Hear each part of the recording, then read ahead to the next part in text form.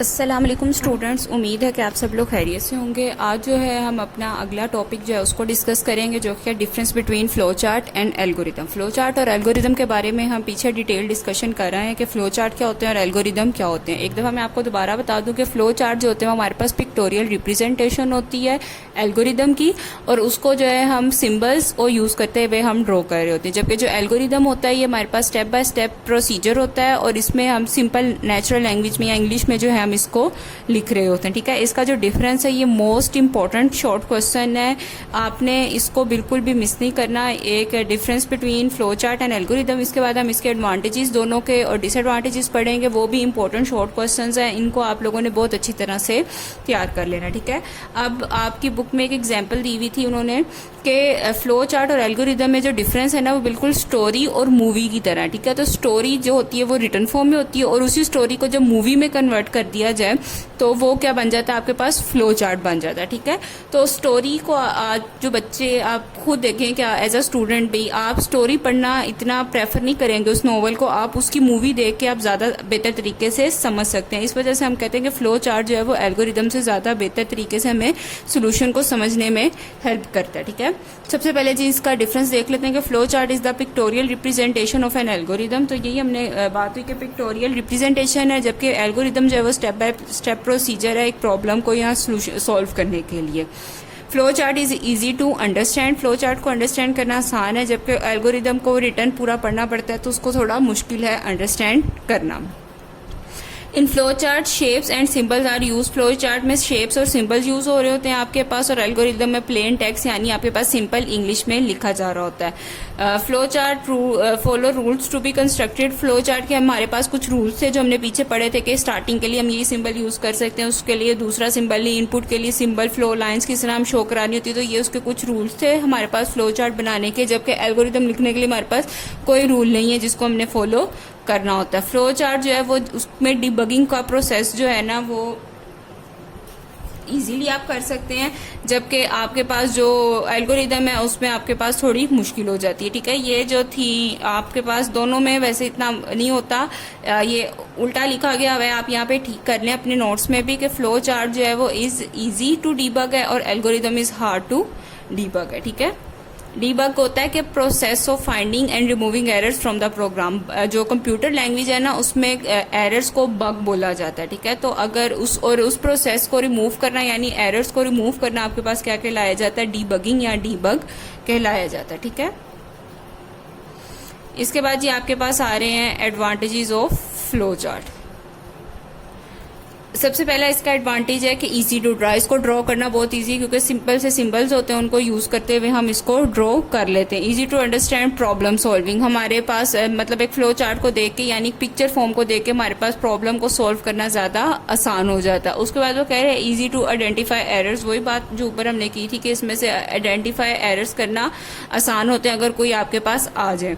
और easy to observe flow chart, flow from one step to other, तो इसमें क्या होता है कि फ्लो को यानी हमें पता होता है, हमारी फ्लो लाइंस के थ्रू में पता चल रहा होता है कि हमारा फ्लो किस साइड से जाना है, यानी टॉप टू बॉटम या लेफ्ट टू राइट किस तरह हमारा जो है वो फ्लो आना है, उस तरह में इसका फ्लो पता चल जाता है कि फ्लो चार्ट किस तरह से हमारा फ्लो करेगा, यानी डाटा का सोल्यूशन हमने किस तरह से निकाल लेना। ठीक है, ये थे जी इसके 4 एडवांटेजेस फ्लो चार्ट के। अब हम करते हैं इसके डिसएडवांटेजेस की बात। सबसे पहला डिसएडवांटेज है इसका, more time is required to draw a flow chart. जाहिर है एक पिक्चर ड्रॉ करने में और एक सिंपल प्लेन टेक्स्ट लगने में आपको टाइम लग जाता है, तो प्लेन टेक्स्ट लिखने में इतना टाइम नहीं लगता है जितना पिक्चर ड्रॉ करने में लगता है। इस वजह से वो कह रहे हैं कि इसका ये एक डिसएडवांटेज है कि इसमें टाइम बहुत ज्यादा लगता है।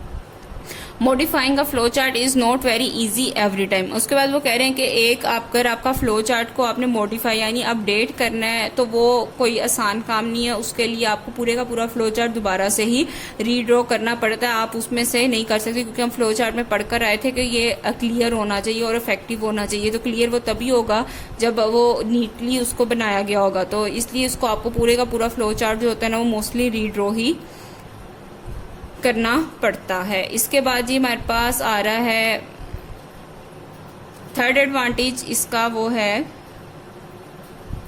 ये थर्ड एडवांटेज हमें कह रहा है कि जी ये जो है ना आपके पास it is not suitable for very large problem. अब कोई लार्ज प्रॉब्लम या कोई कम्प्लेक्स प्रॉब्लम है, उसका फ्लो चार्ट बनाना बहुत मुश्किल काम है। अगर हम बना भी लें तो उसको समझना बहुत मुश्किल काम है। इस वजह से लार्ज प्रॉब्लम का जो फ्लो चार्ट है वो बनाना मुश्किल काम है। इसका था थर्ड डिसएडवांटेज। अब जी अब आपके पास आ रहे हैं एडवांटेजेस ऑफ एल्गोरिदम। हमने फ्लो चार्ट के एडवांटेजेस और डिसएडवांटेजेस डिस्कस कर लिया। अब हम एल्गोरिदम के एडवांटेजेस और डिसएडवांटेजेस को डिस्कस करते हैं, ठीक है। फर्स्ट जी इसका एडवांटेज है कि इजी टू राइट, इसको लिखना बहुत आसान है। Techniques to write an algorithm are easy to understand, जो इसको लिखने की टेक्निक्स हम पीछे पढ़ कर आए कि एफिशिएंसी और ये सारा कुछ के नंबर ऑफ स्टेप, ये चीज़ें, इसको लिखना बहुत ही आसान काम होता है और उससे इसको समझना भी आसान है हमारे पास। To solve a large problem algorithms are helpful. अब लार्ज प्रॉब्लम को सॉल्व करने के लिए जो होता है ना, एल्गोरिदम्स हेल्पफुल होते हैं। जबकि हमने ये ऊपर उसके डिसएडवांटेजेस में पढ़ा फ्लो चार्ट के कि लार्ज प्रॉब्लम को सॉल्व करने के लिए हम फ्लो चार्ट नहीं बना सकते, लेकिन एल्गोरिदम के लार्ज प्रॉब्लम को सॉल्व करने के लिए हमारे पास इफेक्टिव है।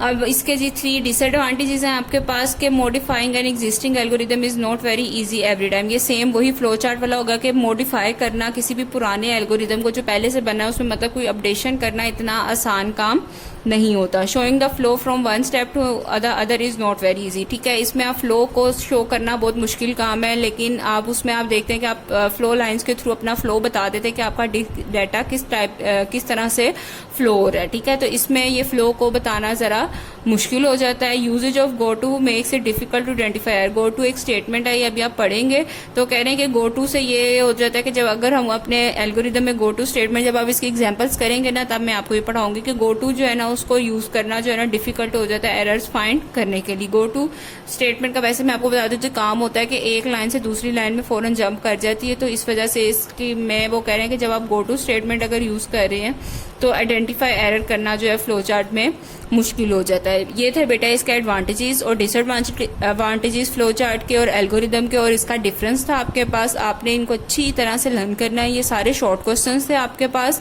May be as a B part या लॉन्ग में भी आ सकते हैं, ठीक है। तो जब आपने एज अ शॉर्ट तैयार किए होंगे तो अगर ये लॉन्ग में बी पार्ट के तौर पे भी आ जाएंगे तो आप इसको अटेम्प्ट इजीली कर सकते हैं, ठीक है। इस लेक्चर में अगर आपको कोई भी मसला हो तो आपने मुझसे पूछ लेना है, और अगर कोई चीज़ नहीं समझ आई आपको तो हम वो डिस्कस कर लेंगे, और अच्छी तरह से आपने इसको लर्न करना है और इसको याद करना है, ठीक है जी। अल्लाह हाफिज़।